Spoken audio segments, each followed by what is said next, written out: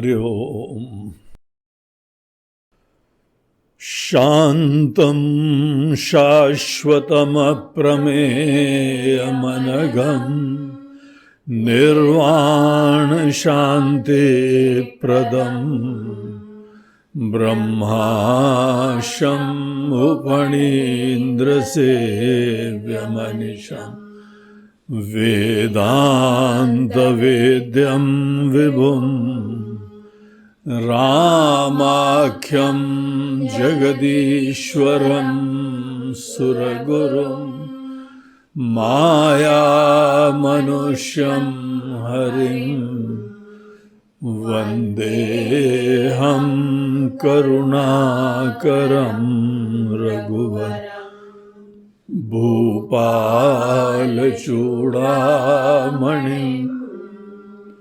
नान्या स्पृहा रघुपते हृदये स्मदीये सत्यं वदामि च भवानखिलान्तरात्मा भक्तिं प्रयच्छ रघुपुङ्गवनिर्भरां मे कामादिदोषरहितं कुरु मानसं च अतुलितबलधामं हेमशैलाभदेहं दनुजवनकृशानुं ज्ञानिनामग्रगण्यम् सकलगुणनिधानं वानराणामधीशम् रघुपतिप्रियभक्तं वातजातं नमामि।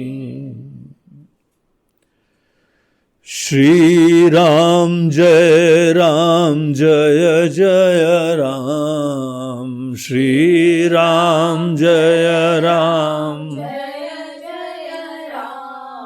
श्रीराम जय जय राम, श्रीराम जय राम,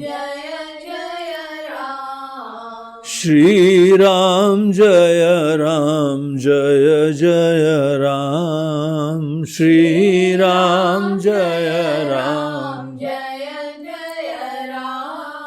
श्रीराम जय जय राम, श्रीराम जय श्रीराम जय जय राम, श्रीराम जय श्रीराम जय जय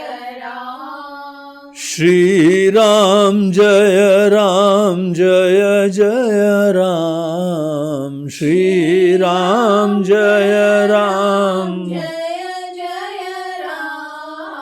श्रीराम जय जय राम, श्रीराम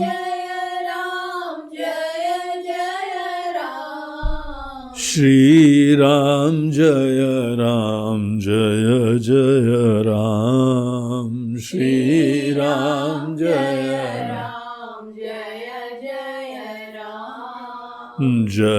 जय राम, जय जय। बोलो सियावर रामचंद्र की जय, पवन सुत हनुमान की, बोलो भाई सब संतन की जय। नमः पार्वती पते हर हर महादेव। हरि ओम। पिछली बार हम लोग अपनी सुंदरकांड की इस अद्भुत से कांड और प्रसंग में देख रहे थे कि विभीषण जी फाइनली लंका से चले जाते हैं। विभीषण जी को अपमानित करके, तिरस्कृत करके, प्रताड़ित करके लात मार के स्पष्ट आज्ञा देते हुए कि तुम जाओ यहां से। राजाशाही व्यवस्था में राजा के वचन ही अल्टीमेट कॉन्स्टिट्यूशन होते हैं। कोई लिखा संविधान नहीं है, जो इनके मन में आता है वो ही होता है। ऐसी राजाशाही व्यवस्था में करने को तो कई बार बहुत कल्याण हो जाता है, क्योंकि किसी भी प्रकार का राजा को किसी भी नीति का क्रियान्वयन करने के लिए कोई अंकुश नहीं है, कोई ब्रेक्स नहीं है।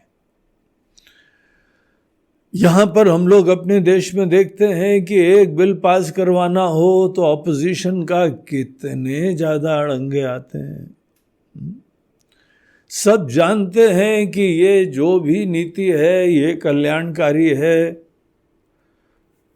और मूल रूप से तो बात यह है कि जो भी मेजॉरिटी में होता है, पूरे देश ने उसको ये मैंडेट दिया हुआ है कि आप सरकार चलाइए। और ऐसी जहां पे अद्भुत सी मेजॉरिटी किसी को मिल जाए, वहां पे तो दिक्कतें होनी ही नहीं चाहिए।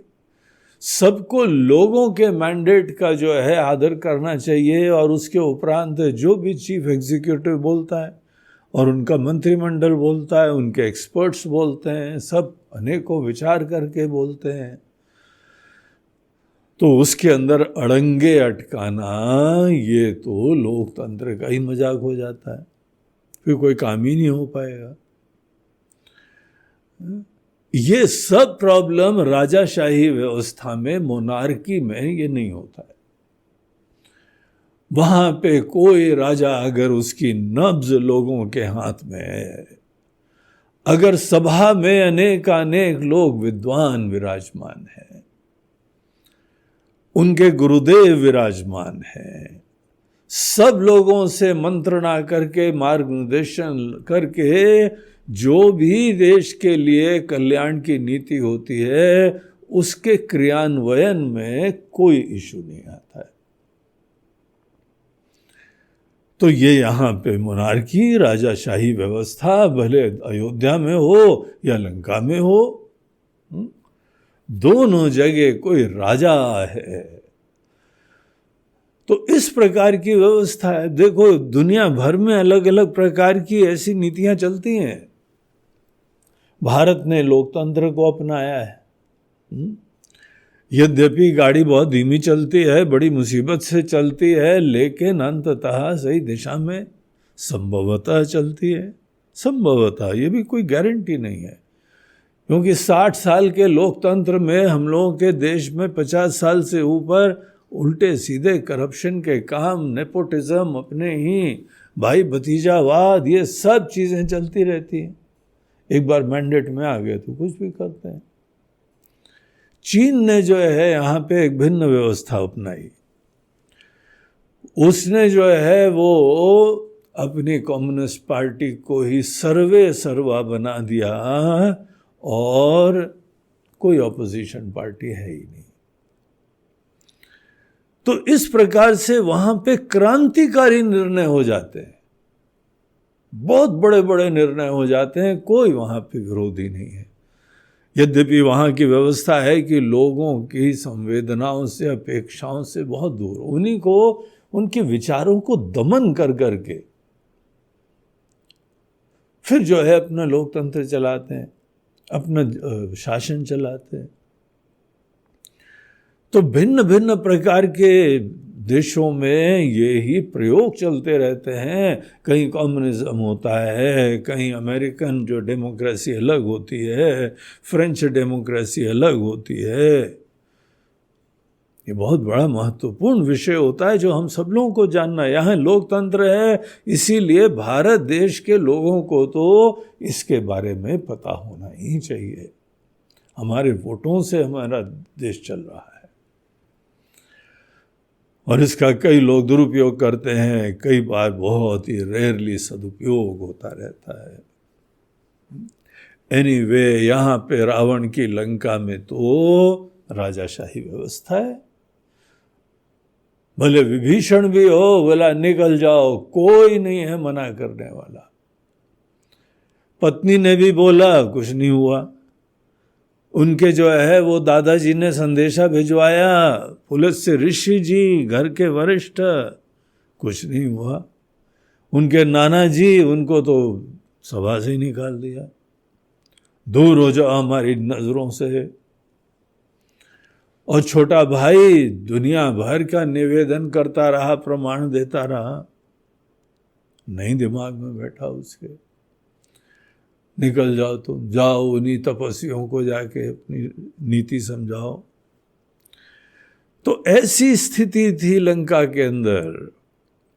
लंका में रावण चाहता तो क्या से क्या कर सकता है, लेकिन बस एक ही व्यक्ति के चाहने के ऊपर निर्भर करता है, और उसका दिमाग खराब है, भ्रष्ट हो गया है अपने अभिमान, अपने काम क्रोध के वजह से। काम क्रोध लोभ मोह ये सब हमारी बुद्धि को भ्रष्ट करते हैं। कामना ऐसा लगता है कि सुख देती है, लेकिन वस्तुतः भ्रष्ट करती है। और सबसे बड़ी कीमत हमको किसी को दिखाना नहीं है, हमारी बुद्धि खराब हो जाती है। हम सोच नहीं सकते हैं, विचार नहीं कर सकते हैं, ध्यान नहीं कर सकते हैं, ज्ञान नहीं प्राप्त होगा। परमानंद स्वरूप परमात्मा यही है, और काम वाम के वजह से बुद्धि ऐसी कलुषित हो जाती है जिसके वजह से परमात्मा यही है, कोई मतलब ही नहीं है यहाँ पे।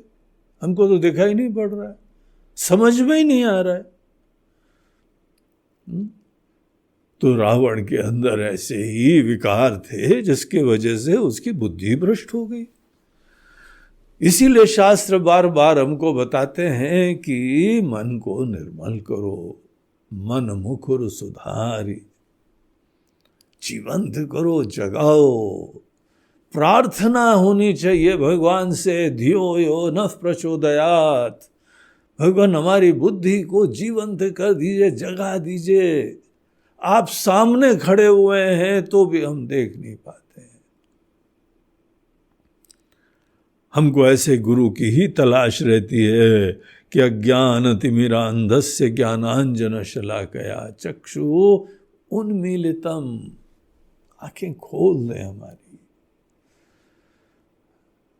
हम तड़पते हैं, बेचैन होते हैं कि साक्षात परमानंद स्वरूप परमात्मा राइट हियर एंड नाउ, इसी जगह इसी समय कण कण में विराजमान है। और ये हमारी कीमत है काम क्रोध की, दिखाई नहीं पड़ रहे। परमात्मा नहीं दिखाई पड़ते हैं, यहाँ पे उचित नहीं दिखाई पड़ता है। अपने अभिमान को हमको जो है अहंकार, ईगो, उसी की ध्वजा फहराना, उसी की व्यवस्था, उसी की संतुष्टि करना बुद्धिमत्ता लगता है। बड़ी खुशी मिल गई और बड़ा तनाव आ गया, बड़ी चिंता हो गई। जरा सीरियस हो, जरा गहराई में जाओ। क्यों तनाव आता है, क्यों ऐसा विक्षेप होता है? अगर हम लाइफ में बहुत सीरियस नहीं होंगे तो ये सब झमेला कभी खत्म नहीं होगा। बालवत ऐसे ही विकारों में प्रवाहित होते हुए हमको लगता है कि हम धर्म ध्वजित्तम कर रहे हैं, हम बहुत ही जो है अपनी शेखी बगार रहे हैं, लेकिन मूर्ख बनते हैं, वंचित होते हैं। मनुष्य जीवन कितने जो है पुण्यों के बाद मिलता है, 84 लाख योनियों में उससे निकलने के उपरांत एक बार मनुष्य जीवन मिला और इसमें भी भटक गए, मोहित हो गए।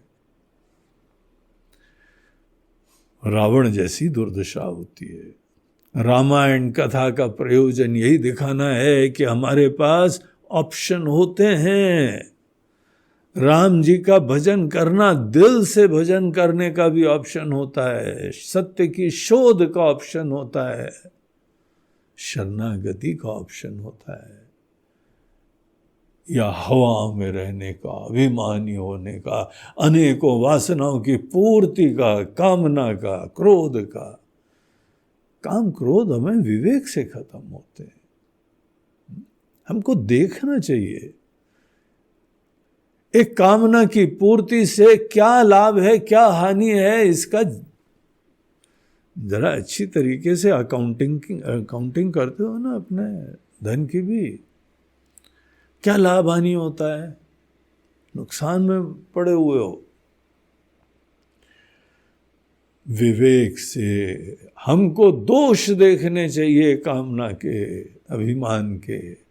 यहाँ पर रावण जैसे पात्र हमारे लिए बहुत सहायक होते हैं कि जिस पथ के ऊपर हम जा रहे हैं, अभिमान, काम, क्रोध आदि के, ये कहाँ जाते हैं। इसीलिए ये कथा है। अंततः तो हम लोगों को जो है खुद ही ज्ञान प्राप्त करना है, और वो भी वेदांत से ज्ञान प्राप्त होता है। लेकिन ये जो मन की निर्मलता का ये एक चरण होता है, बहुत सूक्ष्म होता है, बड़ा महत्वपूर्ण होता है। उपनिषद हमको बताते हैं संन्यास योगाद यतयः शुद्ध सत्वाः। शुद्ध सत्वाः यही केवल वेदांत विज्ञान सुनिश्चितार्थाः। जिनका मन निर्मल हो गया है वो ही वेदांत के ज्ञान के अर्थ को सुनिश्चित अच्छी तरीके से देख सकते हैं। आप ही वो हैं। राम जी हमारे हृदय में बैठे हुए हैं, लेकिन उससे पहले राम जी के प्रति भरोसा हो, राम जी के गुणों का स्मरण करें, राम जी के प्रति शरणागत हों। ये सभी तो भक्ति के पूरे अनेक साधनाएं होती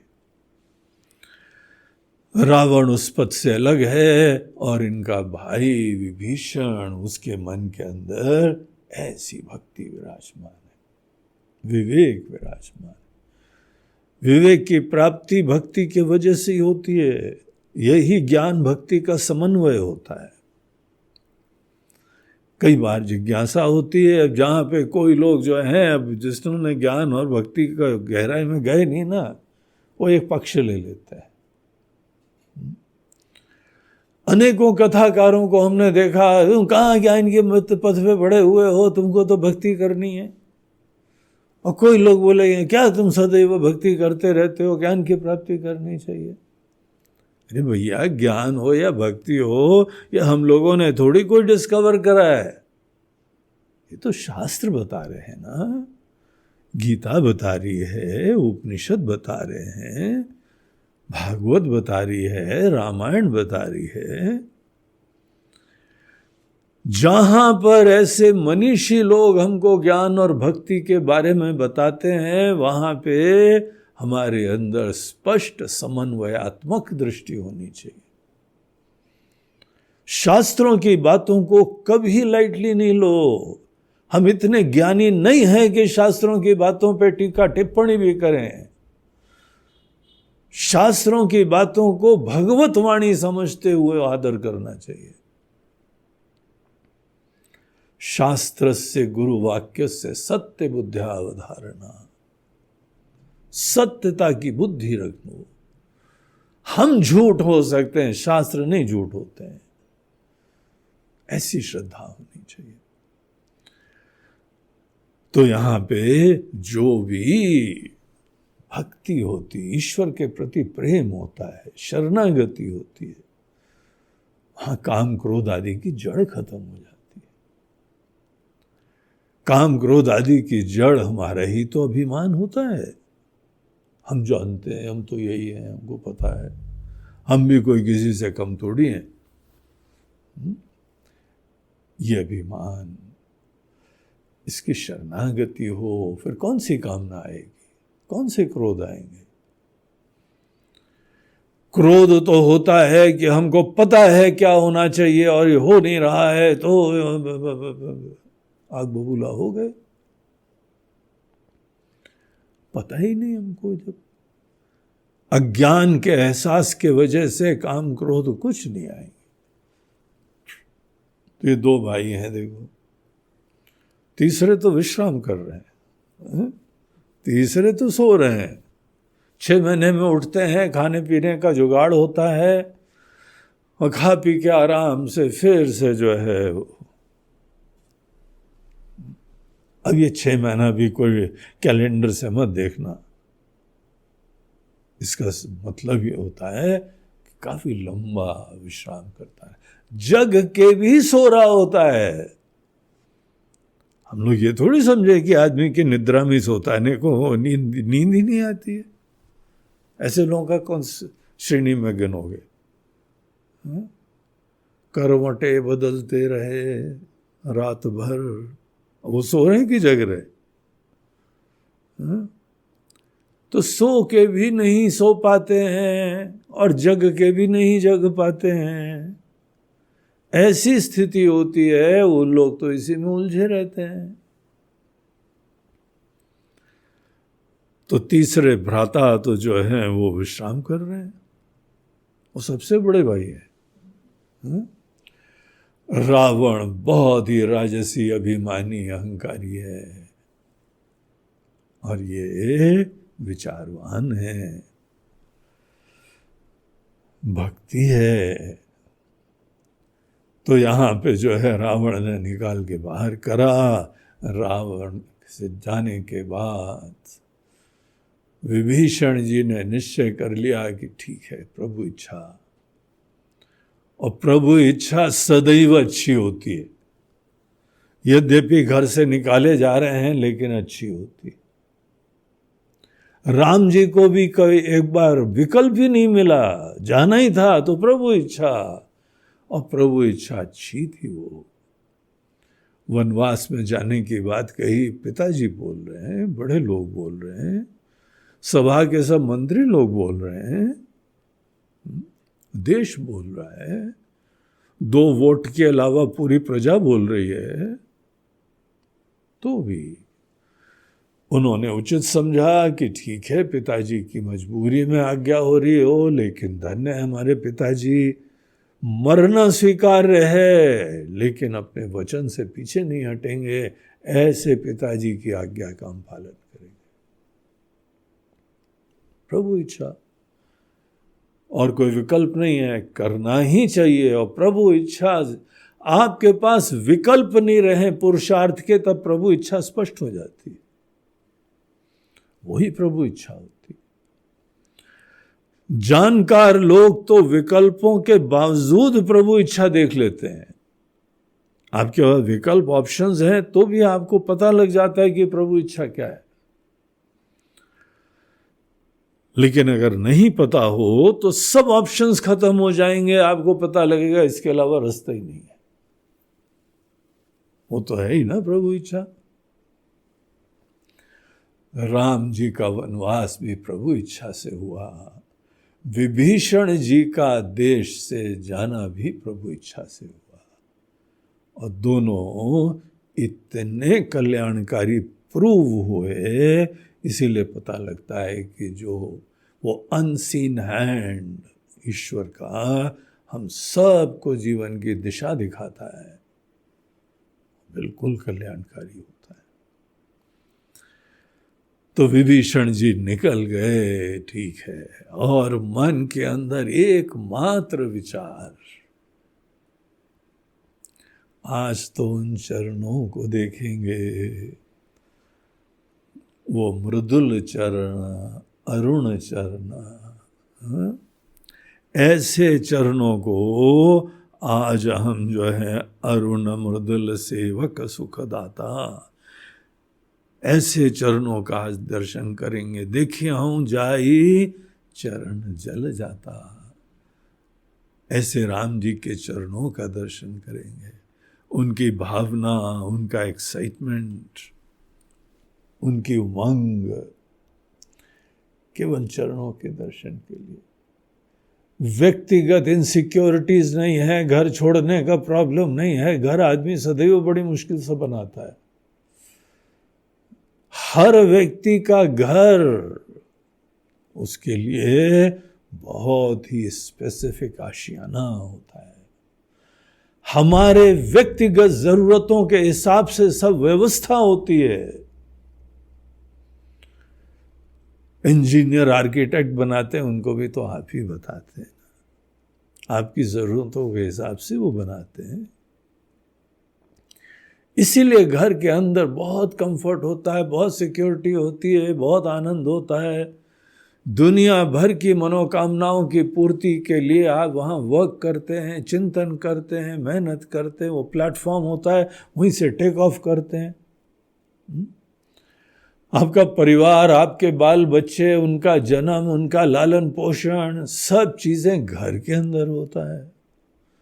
भोजन पानी की व्यवस्थाएं सब घर में होता है। घर को छोड़ना इसीलिए बहुत बड़ी बात होती है। विभीषण जी को घर की विचार नहीं आ रहा है। देश का विचार जरूर था कि हमारे पूरी प्रजा का कल्याण होगा, अगर हम धर्म के पथ पे चलेंगे तो सबका कल्याण होगा। उसमें अपने भरसक प्रयास भी ऐसे हठी राक्षस के वजह से सब निष्फल हो गए थे। तो भगवान की इच्छा समझ के बोलते हैं ठीक है, अब हम जा रहे हैं। और कितने बढ़िया स्मरण उनके जो है वो चरणों के बारे में क्या क्या विचार आ रहे हैं। इतना सुंदर प्रसंग है ये, सुंदर कांड की सुंदरता के एक और दृष्टांत है। ऐसा मन होता है बार बार इन्हीं चीज़ों को जो है वो रमते रहो, पढ़ते रहो। तो जिन चरणों के पादुकाओं को भरत अपने हृदय से मन में लगा के राज्य कर रहे हैं, आज हम अपनी आंखों से उन चरणों को देखेंगे। ऐसा सोचते सोचते फ्लाइट लैंडिंग के लिए तैयार हो गई। तो फ्लाइट उस पार पहुंच गई चुटकी में। तो आगे देखिए 42 42वें दोहे के बाद उसको हम लोग पाठ करें हैं।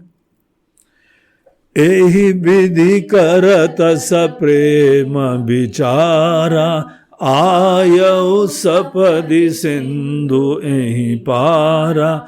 कपिन विभीषणु आवत देखा, जाना को रिपुदूत विशेखा।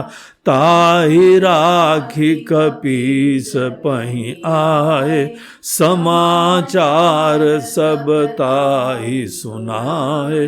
कह सुग्रीव सुनहु रघुराई, आवा मिलन दसानन भाई। कह प्रभु सखा बूझिए का, कहिय कपीस सुनहु नर नाहा। जानि न जाई निशाचर माया, काम रूप के ही कारण आया। भेद हमार ले न सठ आवा, राखिय बांधि मोहि असभाव। सखा नीति तुमनी की विचारी, ममपन शरणागत भयहारी। सुनि प्रभु बचन हर्षन माना, शरणागत बचल भगवान। शरणागत कहूँ जे तजहि, निज अनहित जनुमानी। ते नर पावर पापमय, तिनहि बिलोकत हानि सियावर। जय पवन सुत हनुमान की जय, बोलो भाई सब संतन की जय।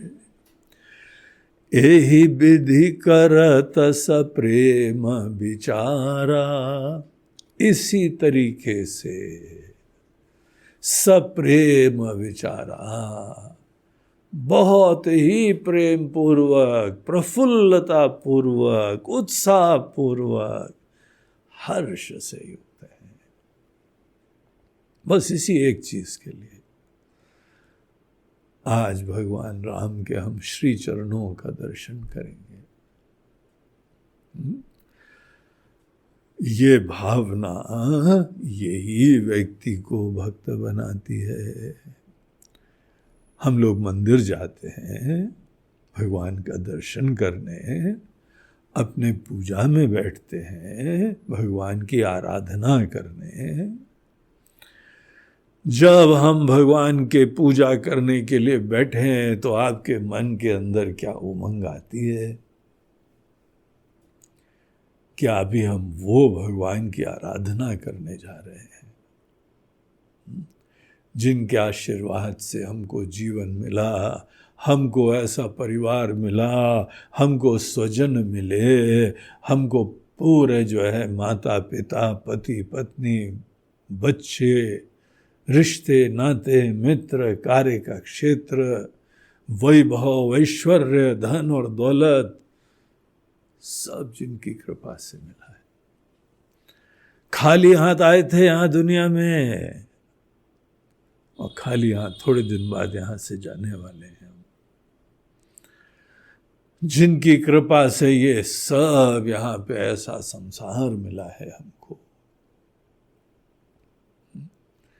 जिनके वजह से हम प्रति क्षण जी रहे हैं, अभी हम उनकी आराधना करने जा रहे हैं, उनके प्रति कृतज्ञता की अभिव्यक्ति करने जा रहे हैं, उनकी सेवा का सौभाग्य हमको मिल रहा है। पूजा से पहले हमारे मन के अंदर ऐसा जब उत्साह होना तो हमारी पूजा सात्विक हो जाएगी।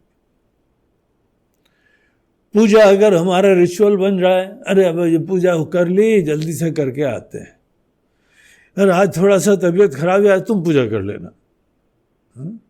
अरे कोई औपचारिकता है क्या?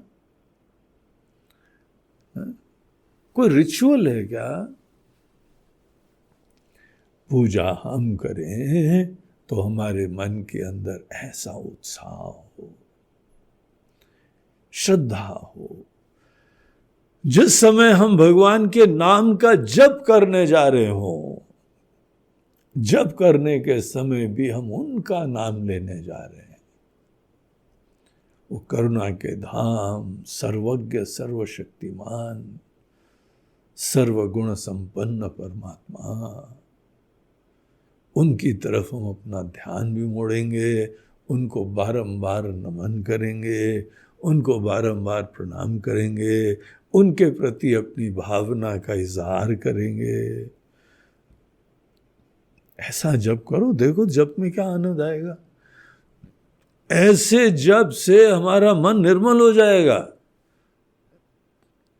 अगर हमारे मन में ऐसी भावना नहीं है, और गुरुजी ने कहा है कि एक माला कर लेना, ला भाई ले, और कहाँ रखी माला?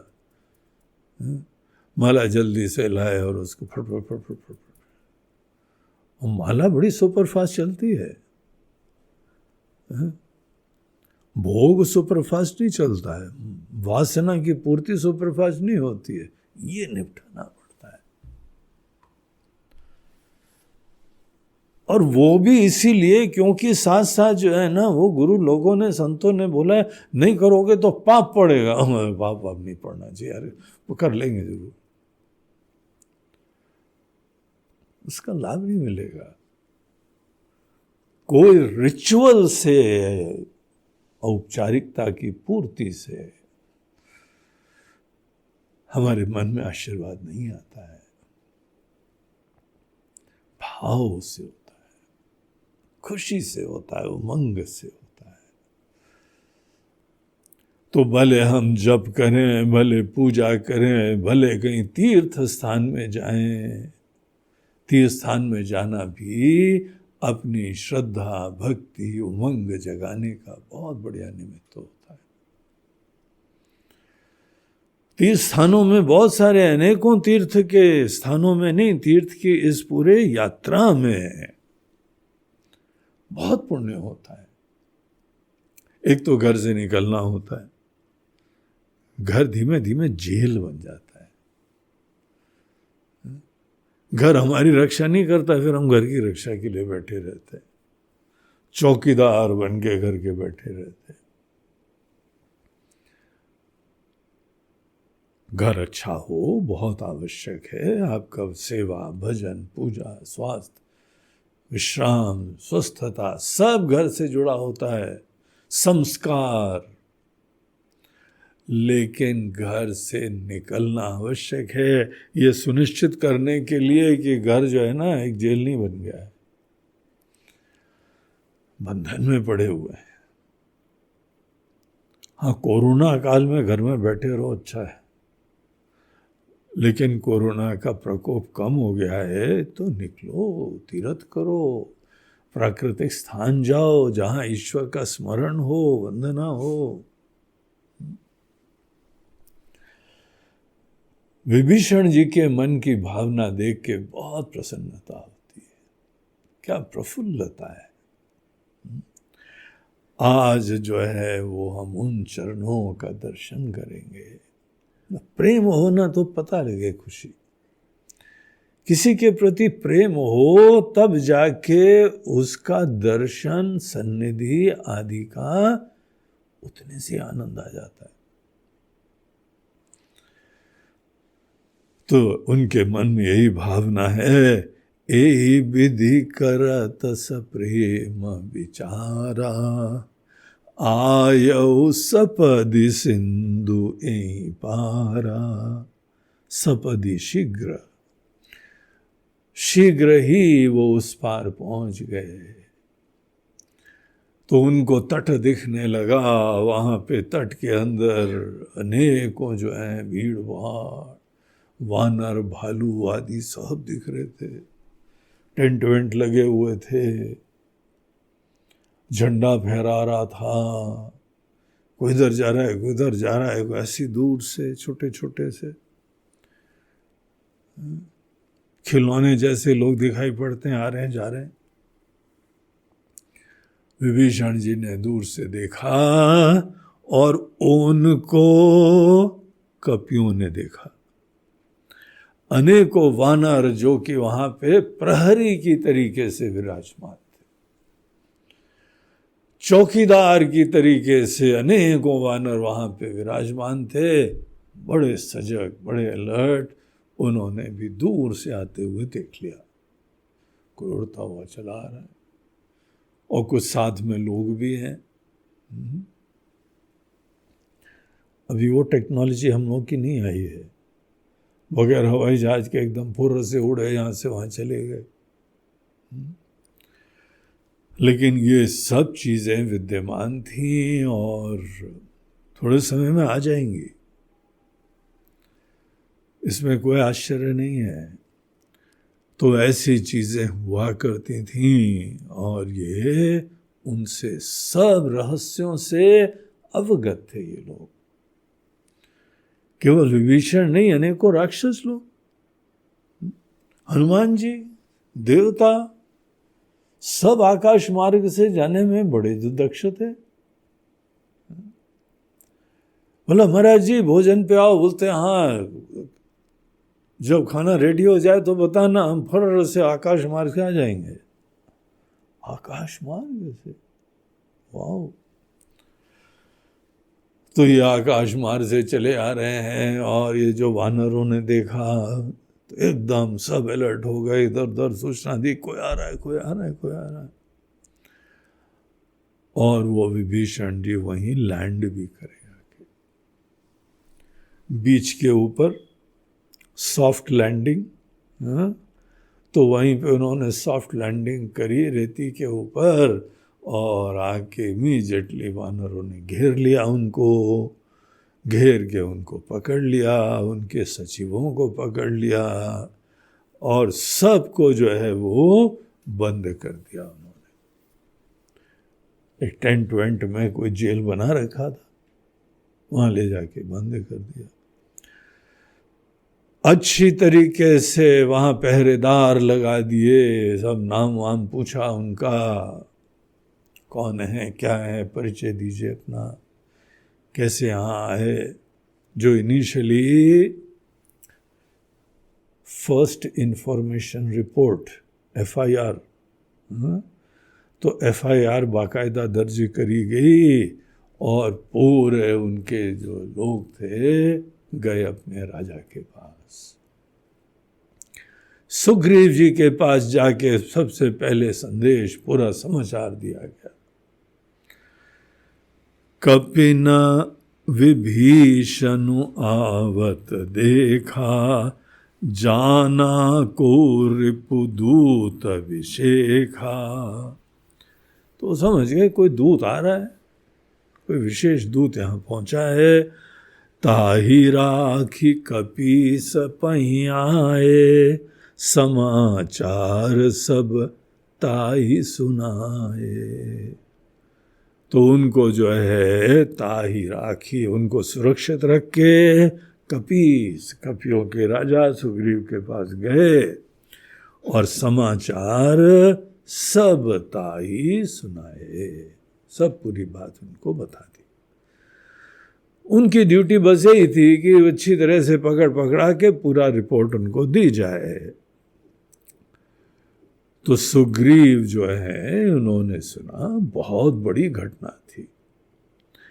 सेना के पहुंचने के बाद सबसे बड़ी घटना इस लड़ाई के दृष्टिकोण से, रावण के भाई का यहां पे आ जाना। रावण का छोटा भाई यहां आ गया है, दूत की तरह आया है, कैसे आया है पता नहीं,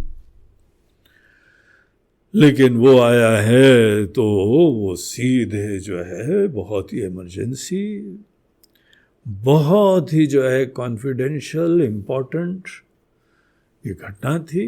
सीधे सुग्रीव जो है राम जी के पास पहुंचे। कह सुग्रीव सुनहु रघुराई, आवा मिलन दसानन भाई। हे रघुराई सुनिए, बहुत ही महत्वपूर्ण कोई समाचार है। दशानन का भाई मिलने आया है। महाराज जी देखिए क्या चमत्कार की बात हो गई। रावण का छोटा भाई आवा मिलन दशानन भाई। तो जहां पे जो है राम जी को ये बात बताई गई, राम जी ने बोला ठीक है आप पधारो, बैठिए आप। और सब अपने जो है वरिष्ठ लोगों को वहां पे उन्होंने बैठाया।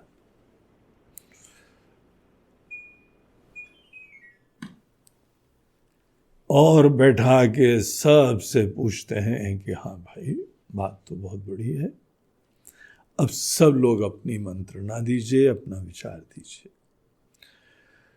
देखिए राम राज्य में किसी के ऊपर बात थोपी नहीं जाती है, सबको इज्जत देके सबसे विचार पूछते हैं और जो उचित होता है वो निर्धारित कर देते हैं और सबकी संतुष्टि हो जाती है फिर। और फिर सब लोग जो है एक साथ टीम बन के काम करते हैं। रावण के वहां पे व्यवस्था अलग होती। रावण के पास कोई दूत आता तो क्या होता, हनुमान जी गए थे ना। हनुमान जी वैसे दूत बन के नहीं गए थे, वो तो पकड़े गए थे वहां पे। और उधर पहुंचे तो सीधे बोला मारो इसको, मारो। अभी भीषण आ गए थे वो तो टाइम से, उन्होंने बोला नहीं महाराज जी दूत है, मारना नहीं है, संदेशा भिजवा दो। आप इसको जो है ऐसा दंड दीजिए कि वहां जाके आपके मैसेज तो दे जाके ना, आपकी महिमा का बखान तो करे जाके। रावण को बात लगी नहीं तो सीधे one sided decision making process. भले वहां पे राज्य हो या घर हो, सब का विचार लेके ही काम करना चाहिए, सबको सदैव सम्मिलित करके ही काम करना चाहिए। उससे कभी विरोध नहीं आएगा, सबका सहयोग मिलेगा,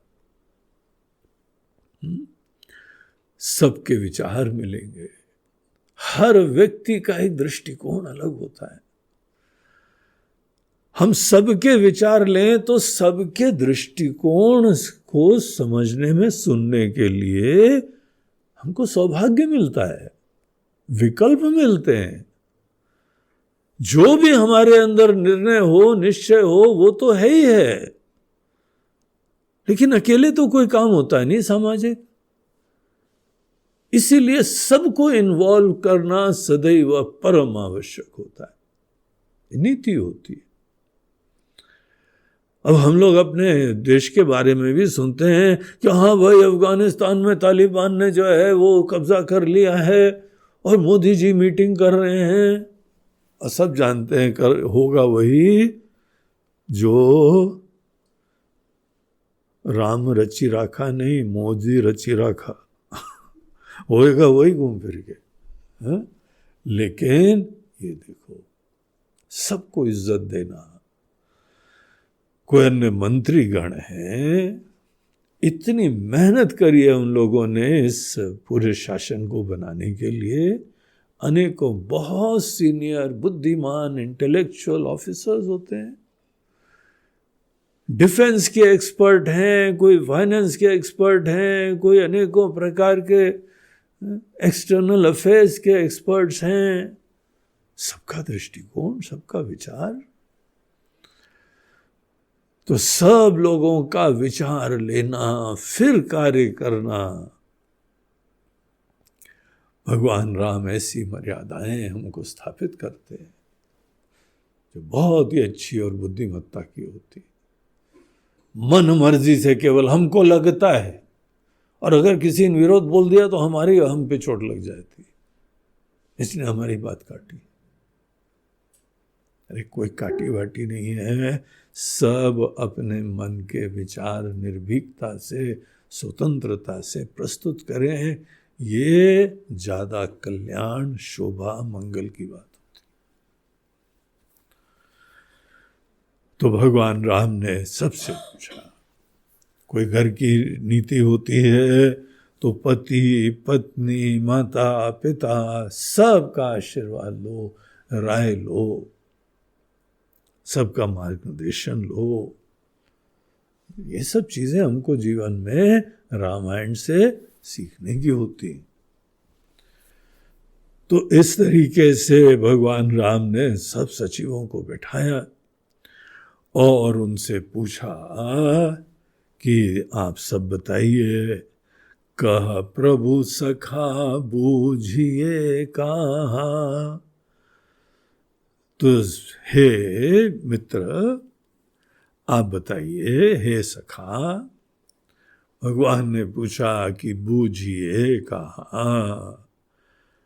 आप क्या समझते हो, आपकी राय क्या है, वो आप कृपया बताइए। जिम्मेदार बनाने का तरीका है, किसी को इन्वॉल्व करने का तरीका है।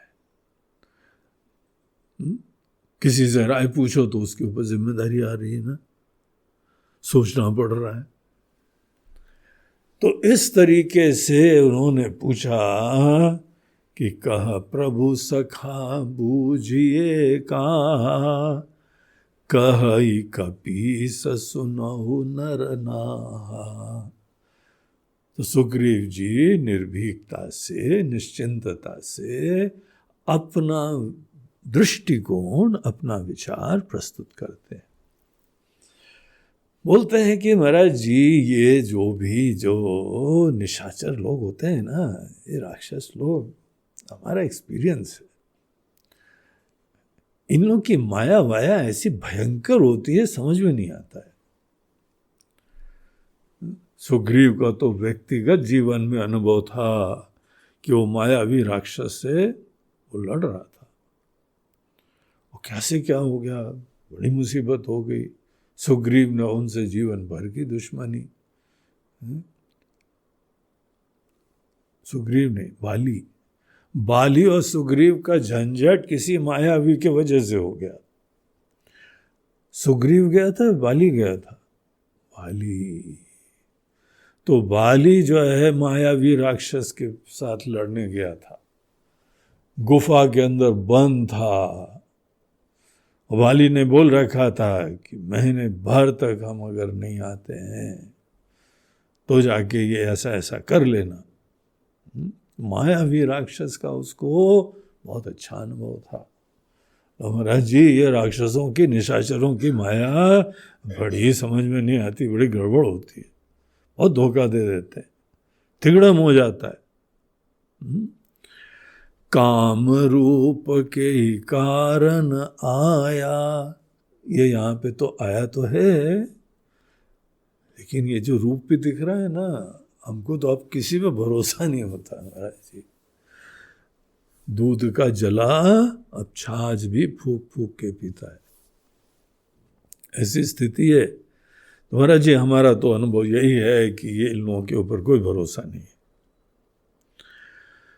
इसीलिए इन लोगों की माया वाया समझ में आती नहीं है। हम तो शंका ही करते हैं इनके ऊपर। निशाचर हैं तो शंका का विषय हो गया हमारे लिए। श्रद्धा नहीं बैठती है। श्रद्धा तो उसको बोलते हैं कि जो करेगा अच्छा ही करेगा, इसकी भावना अच्छी, इसके विचार अच्छे, इसके इंटेंशंस अच्छे। हाँ ठीक है, कई बार विचार नहीं अच्छे होंगे, कोई बात नहीं, लेकिन इंटेंशन विदाउट एनी डाउट बहुत अच्छे हैं। शरणागति हुई है, इसीलिए कोई मन में शंका नहीं आती। महाराज जी, इनके बारे में हमको नहीं आती। राक्षसों के बारे में तो हमारे मन के अंदर सदैव शंका रहती है। काम रूप के ही कारण आया, हमारे विचार में तो प्रभु भेद हमारा ले न सठ आया। ये सठ दुष्ट बेचारे विभीषण जी के ऊपर लाठी डंडा लेके चढ़ गए। विभीषण क्या है ये सब लोग नहीं जानते हैं। देखिए, कोई भी अच्छा इंसान हो, आपको लगता है कि किसी अच्छे इंसान को सब लोग समझते हैं? नहीं होता है ना। इसीलिए अगर आप भी अच्छे हैं तो उम्मीद मत करो कि सब आपको समझते हैं। और दुनिया में कितने अच्छे अच्छे लोग हैं, क्या सब लोग उनको समझते हैं? अच्छाई दिल में होती है, और दिल में भी जो अच्छाई होती है वो परिस्थिति के समय पता चलती है।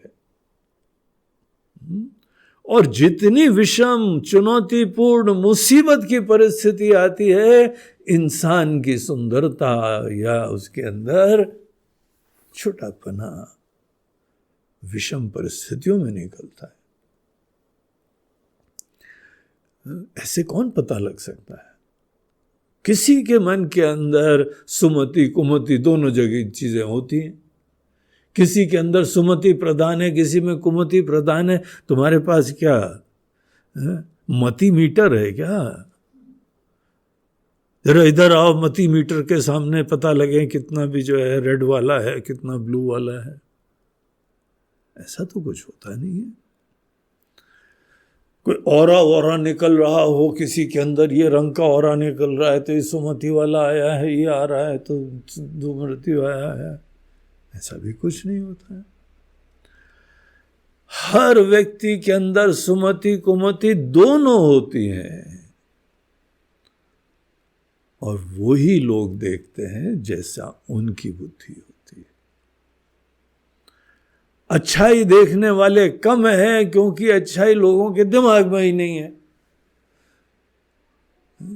उदारता, सेवा, निस्वार्थता, ये चीजें आपके अंदर हो तो कितने लोग समझ पाएंगे? दूसरों के अंदर हो, आप कितना समझ पाओगे?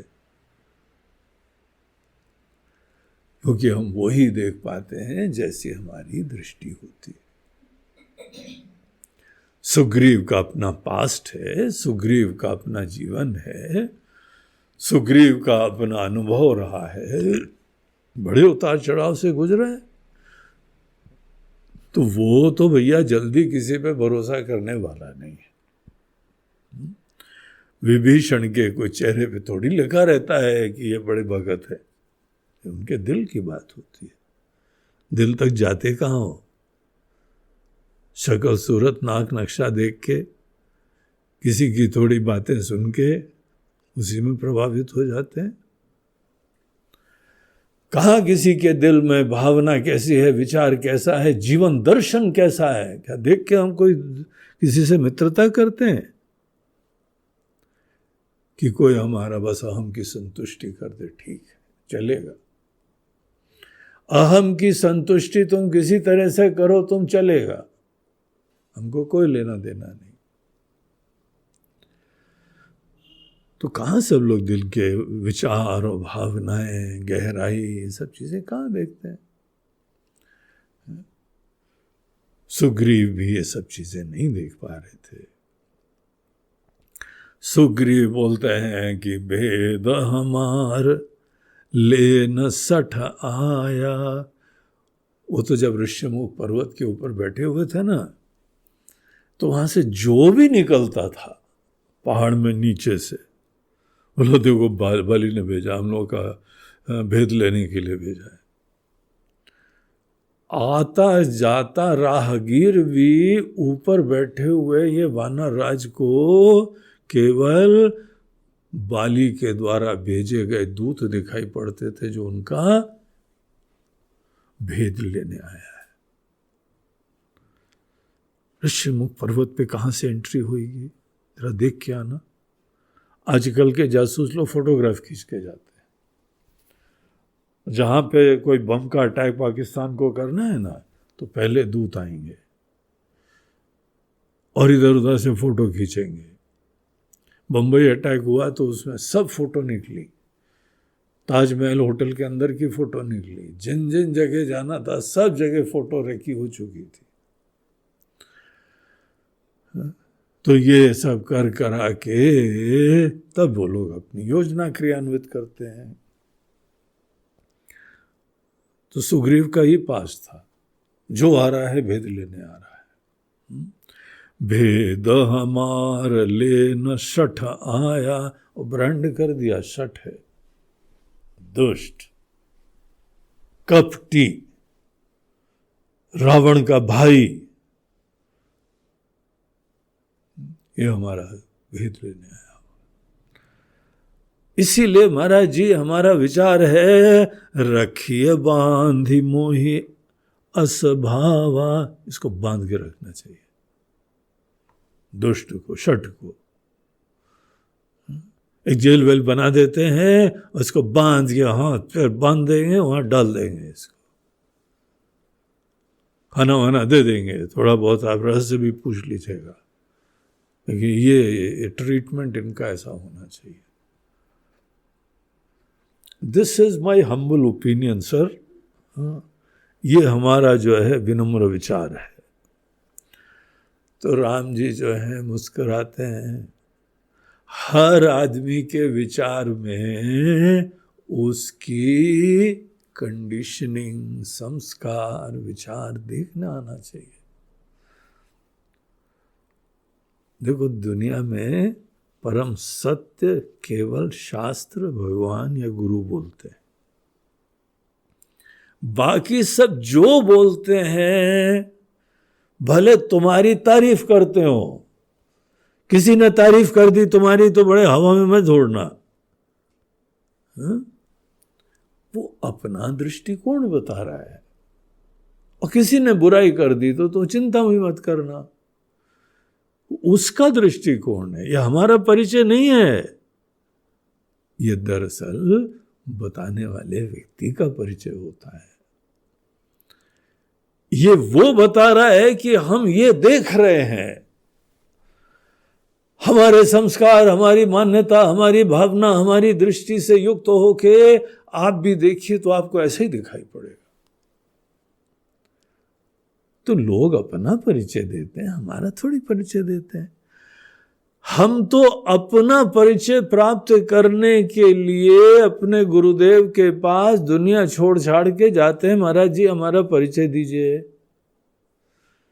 हम कौन हैं, हम क्या हैं।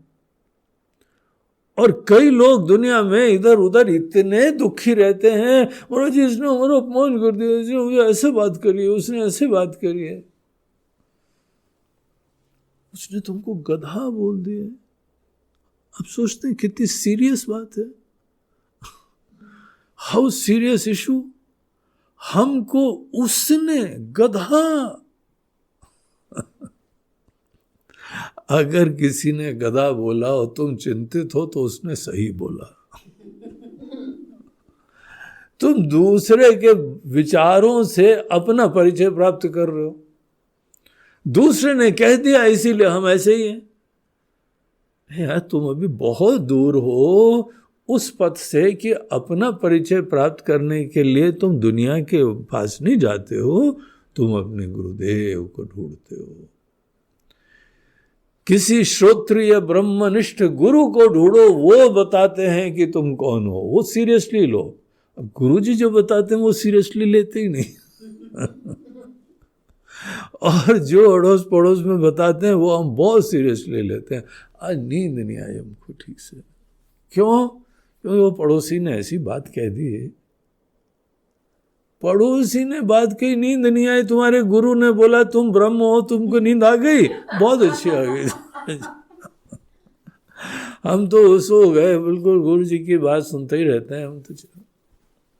असंगता हमको तो गुरु जी के वचनों पे, प्रवचन पे है, दुनिया से नहीं असंगत है।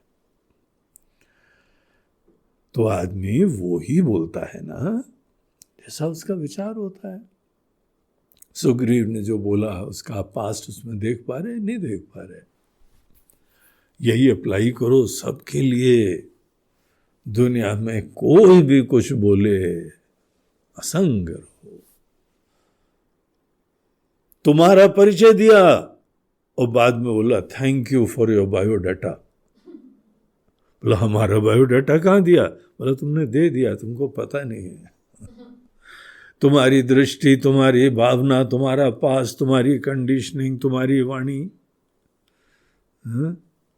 सब चीजें तुमने हमको बताई हैं।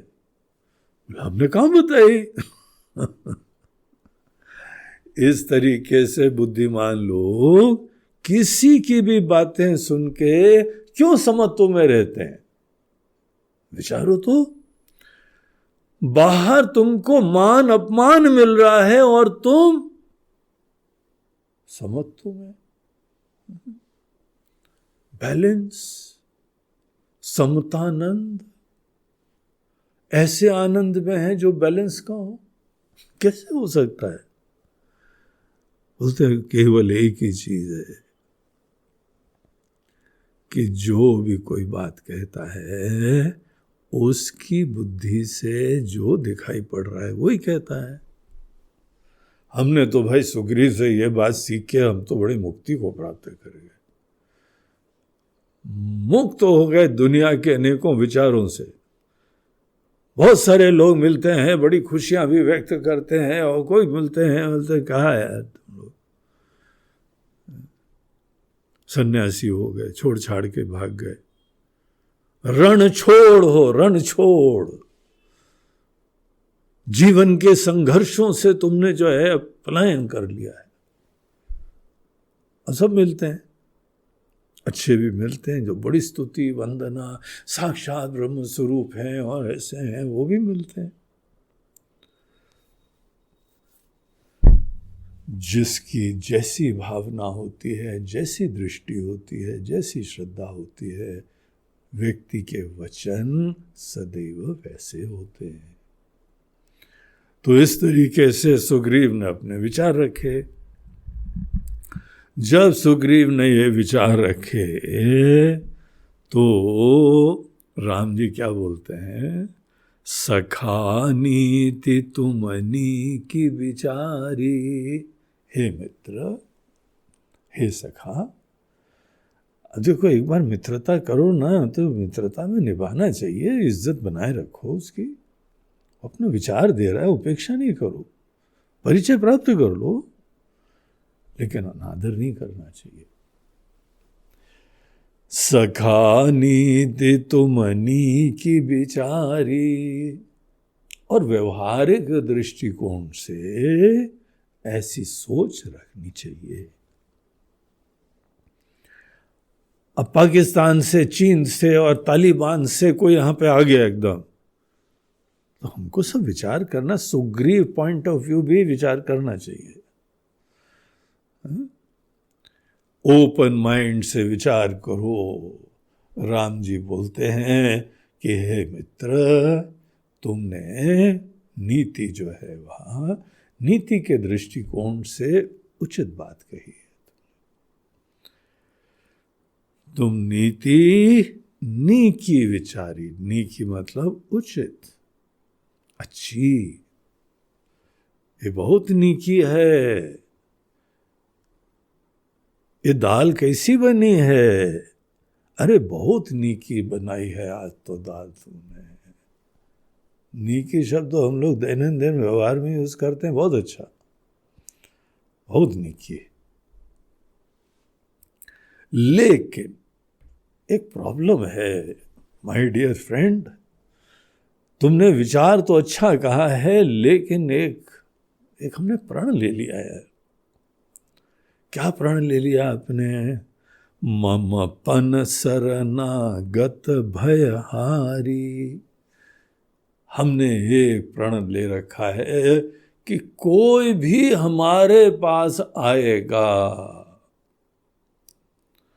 तो हम इस दृष्टि से देखते हैं कि उसको कोई चिंता है, डर है, प्रॉब्लम है, और उसने हमारा आश्रय लिया है, हमारे पास आया है। वो हमारा प्रण है कि उसकी चिंता, उसका भय हम पहले दूर करें। वो क्या क्या कर सकता है ये ठीक है, हम उसके सब चिंताएं और भय हम दूर करेंगे। ये हमने प्रण ले रखा है। हे मित्र, my dear friend, my dear Sugriva, हे मेरे सखा,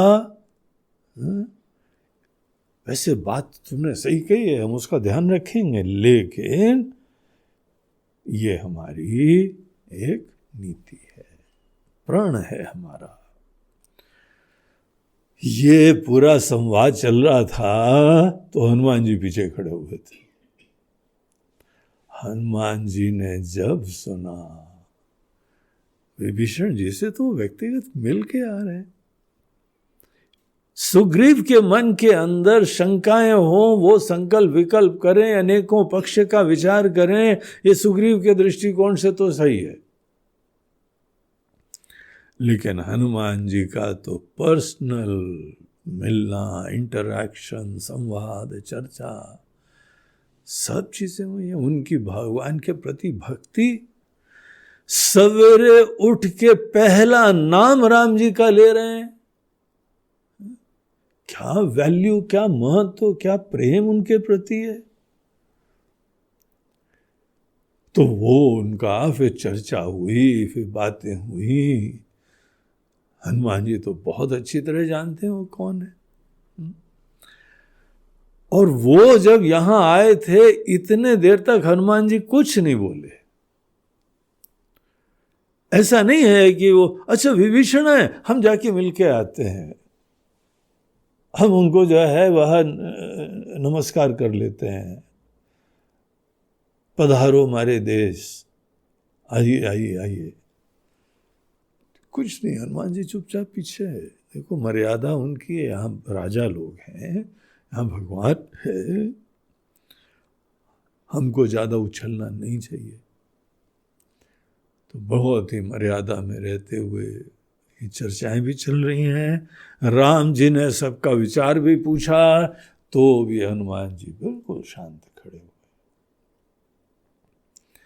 लेकिन जब राम जी ने बोला कि हमारा तो कोई भी हमारी शरण में आता है, मम पन शरणागत भयहारी, हम उसका भय दूर कर देते। शरणागत का, हमारे पास कोई चल के आया है, ऐसे का हम सब भय दूर हनुमान जी को इतना आनंद आ गया सुन के, सुनी प्रभु बचन हर्ष हनुमाना। हनुमान जी हर्षित हो जाते हैं, उनका हृदय बाग बाग हो जाता है और मन ही मन बोलते हैं निश्चित रूप से, शरणागत वत्सल भगवाना। भगवान शरणागत वत्सल है। शरणागत के लिए उनके मन के अंदर वात्सल्य उमड़ता है। वात्सल्य वो होता है, वो स्नेह, वो प्रेम जो माता पिता को अपनी संतान के प्रति होता है। उनके हित का सोचना, उनके कल्याण का सोचना, उनका ही भय दूर करना, चिंता दूर करना, रोग दूर करना, भूख दूर करना, प्यास दूर करना, कोई पीड़ा दूर करना। आपकी संतान है, उनके प्रति वो भावना, वात्सल्य, जैसा गाय को बछड़े की तरफ होता है, स्नेह उमड़ता है, वो वात्सल्य होता है। हनुमान जी सोचते हैं कि शरणागत वत्सल भगवाना, भगवान जो है शरणागत वत्सल हैं। तो बहुत ही मन के अंदर वो प्रसन्न हो जाते हैं, हर्षित हो जाते हैं। और राम जी आगे बोलते हैं, शरणागत कहूँ जे तजही, जो भी आपकी शरण मांगने आया। देखो, शरण में आने के लिए उसके भी अंदर दुविधा हुई होगी ना, उथल पुथल हुआ होगा, हम जाएं कि नहीं जाएं, क्या होगा क्या नहीं होगा, और ऐसा होगा वैसा होगा। तो भी आपकी उसको जरूरत लगी, आपका महत्व लगा, तभी आपके पास आएगा। बड़ी उथल पुथल के बाद ही कोई ऐसा विचार करता है। जो भी आपसे मदद मांगने आता है, देख लो सच्चाई में। सुग्रीव का भी विचार उचित है कि शरणागत पता नहीं ना हो, भेद लेने आया हो, ये भी संभावना है। लेकिन आप भी सुनिश्चित कर लो आपकी सही में कोई मदद लेने आया है। अगर मदद लेने आया है और शरणागत है तो उसको मत त्यागो।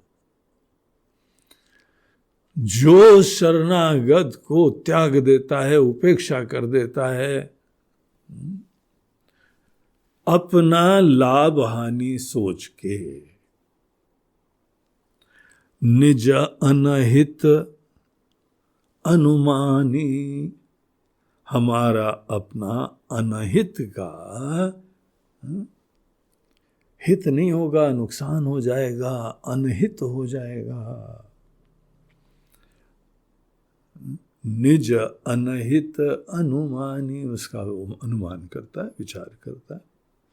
यार, मदद करने के चक्कर में जबरदस्ती लफड़े में पड़ेंगे हम, कहाँ फंस जाएंगे उसके बाद। ऐसे जो लोग होते हैं, ते नर पामर पापमया, वो पामर व्यक्ति है, नीच व्यक्ति, छोटी बुद्धि के लोग हैं, पापी हैं, पापमय हैं वो लोग।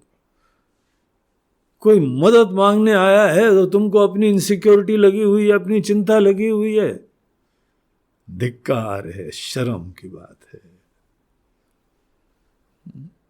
ऐसे लोग ना पुण्य जानते हैं क्या होता है, ना पाप जानते हैं क्या होता है। स्वार्थ की चिंता उनको सत्कार्य करने के लिए सदैव बाधित करती रहती।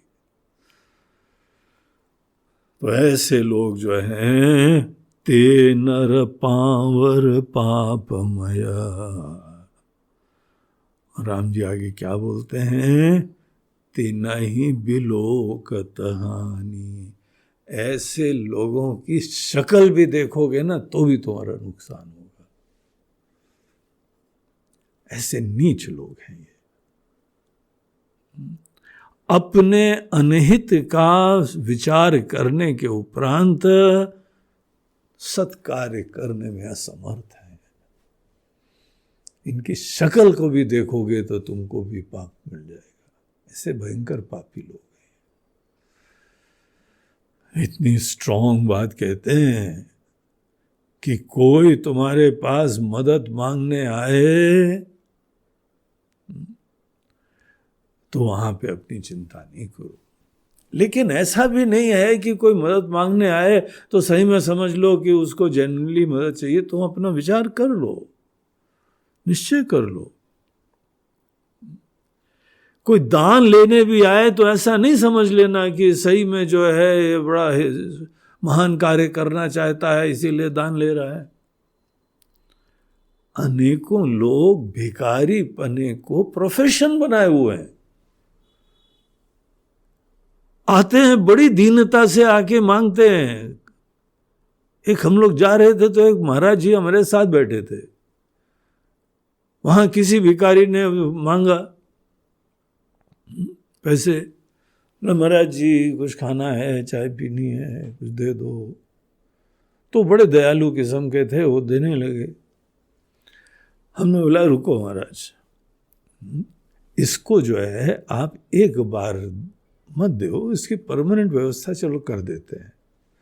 इसको सतत भोजन मिले, इसको सतत चाय मिले, इसको एक घर भी मिल जाए। इससे ये पूछ लो कि हम तुमको आश्रम में कमरा देते हैं, वहां पे 2 समय तुमको भोजन मिलेगा, 2 समय चाय मिलेगी, वहां पे व्यवस्था विश्राम की होगी, बेड मिलेगा, रजाई मिलेगी, कंबल मिलेगा, पानी मिलेगा, सब मिलेगा। केवल तुमको जो है आधा घंटा सवेरे आधा घंटा शाम को वहां पे अखंड संकीर्तन चलता है। तुमको जो है संकीर्तन में आधे घंटे राम नाम लेना है।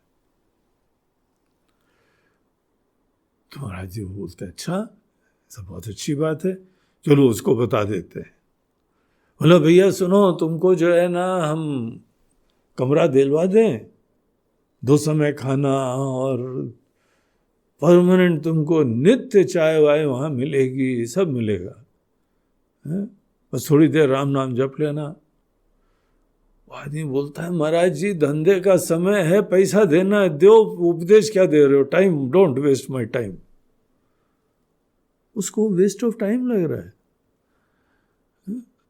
तो दुरुपयोग करता है, लोगों की भावनाओं का कोई दुरुपयोग करता है। कई बार तो देखा किसी को दो, सीधे जाके कोई दारू पिएंगे, नशा लेंगे। तुम छोटा सा कोई काम क्यों नहीं कर लेते हो? स्वावलंबी हो जाओगे, पैरों पे खड़े होगे, सतत तुमको बगैर दीनता के इज्जत से पैसे मिलते जाएंगे। ऐसे लोग शरणागत नहीं हैं, वो आपकी भावनाओं से खेलते हैं। आपको वो सब समझना चाहिए। तो कोई सही में आपसे मदद मांगने आया है, उसका कोई अन्य जो है रास्ता नहीं है, विकल्प नहीं है, और वो जीवन में आगे बढ़ना चाहता है, वो अपने अवरोध दूर करना चाहता है, तब जाके शरणागत होगा ना। हनुमान जी बोलते हैं शरणागत वत्सल भगवाना। अब शरणागत है कि नहीं उतना तुमको सुनिश्चित करना चाहिए, नहीं तो दूसरे के अंदर तमो गुण और अनेकों नशा पानी, दुनिया भर के आलस प्रमाद, इस चीज की वृद्धि के लिए हम निमित्त बनेंगे। वो शरणागत नहीं है, शरणागत की श्रेणी में नहीं है। शरणागत तो आप जो बोलो मानेगा ना। वो भिखारी सीधे बोलता है कि महाराज जी हमको पैसा देना, दो है, सब उपदेश मत दो।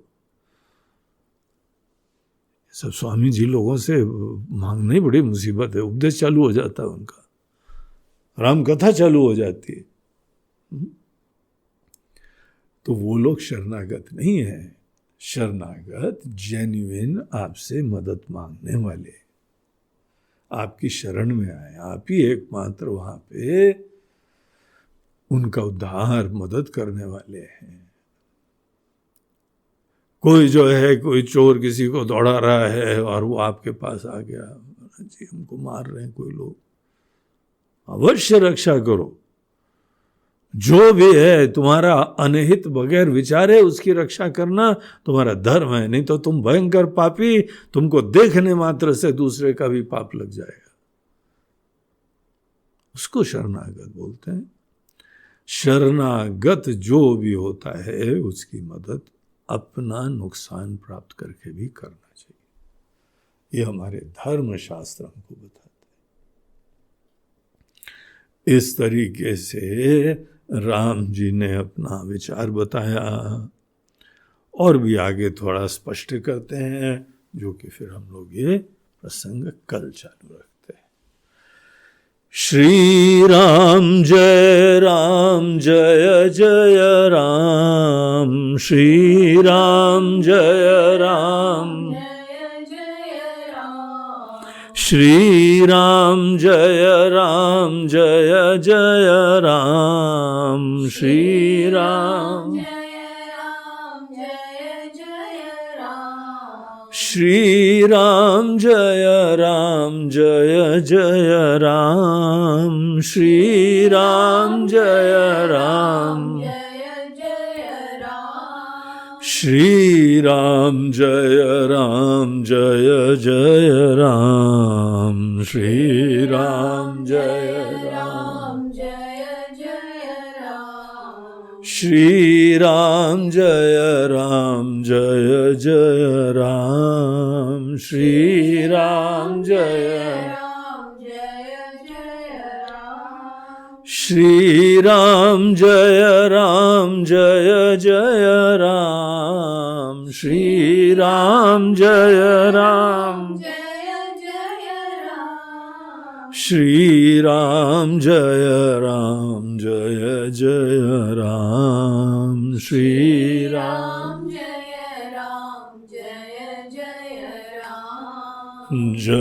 जय राम, जय जय। बोलो सियावर रामचंद्र की जय, पवन सुत हनुमान की। बोलो भाई सब संतन की जय। नमः पार्वती पते, हर हर महादेव। नर्मदे हर। बोलो गंगा मैया की जय। आज का हम लोगों का ये प्रवचन 2 लोगों के द्वारा प्रायोजित हो रहा है। एक हमारे अहमदाबाद के बड़े प्रिय भक्त कैलेश भाई ओझा, उनकी पत्नी तरुणा ओझा का आज जन्मदिन है।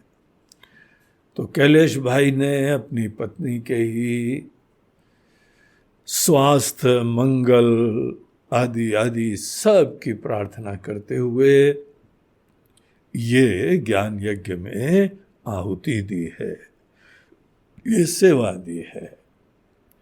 तरुणा बहन भी बहुत ही धर्मनिष्ठ, बड़ी भक्त, बड़ी श्रद्धालु, और कैलेश भाई भी, उनके अंदर भी श्रद्धा भक्ति बहुत ही सुंदर है।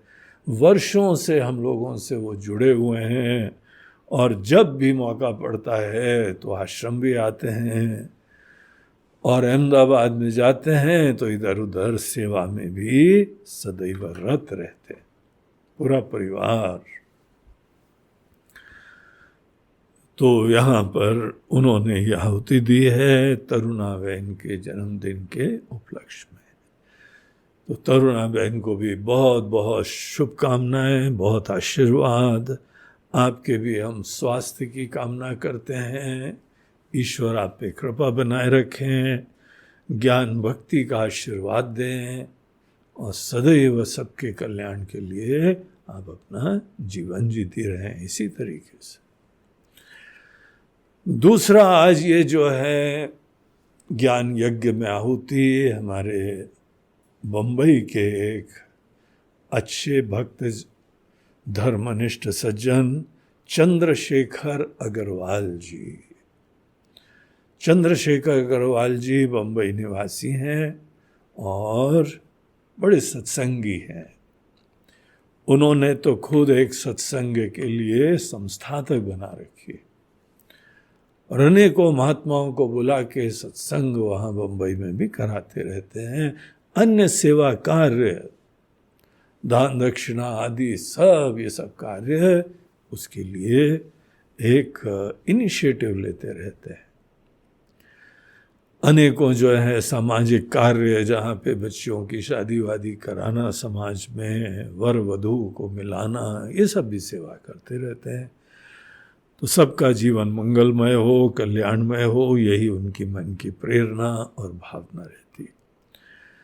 तो चंद्रशेखर अग्रवाल जी ने विशेष रूप से आज जो है जो सेवा भेजी है, जो दी है, ये आहुति दे रहे हैं, वो उनकी स्वर्गीय धर्म पत्नी, उनकी पुण्यतिथि है आज।